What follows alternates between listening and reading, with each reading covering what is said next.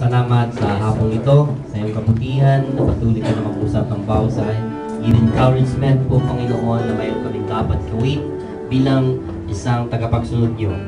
Manamin, pagpalain niyo po, Panginoon, ang bawat sa lumabas po, Panginoon, sa pintuan ng bahay na ito. Dalhin niyo kami po, Panginoon, kung saan kami po, Panginoon, na gamit-gamit o Diyos Ama. Pagpalain niyo, Panginoon, buhay na ito upang makakilala po ang bawat makakausap namin sa aming mga trabaho, Panginoon. The works of our hands po, Panginoon, sa isang linggo.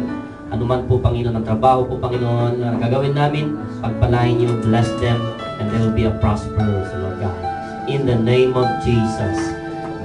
Ingatan niyo din po, Panginoon, ang kanilang mga kalusugan, na kahit mainit po, Panginoon, ang panahon ngayon, Lord God, Ama, protect them, O Lord God, in the name of Jesus. Lord God, sa kanila po, Panginoon, ang mga business, magagawin po, Panginoon, kayo po, Panginoon, ang malalay, kumabay sa kanilang buhay.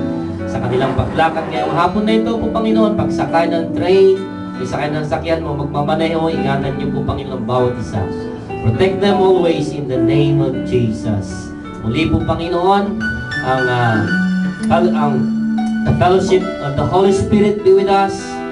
The love of God always be with us through His Son, Jesus Christ. Tanggapin natin ito sa magitan ng pagsabi ng Amen. Amen. Amen. God bless you all.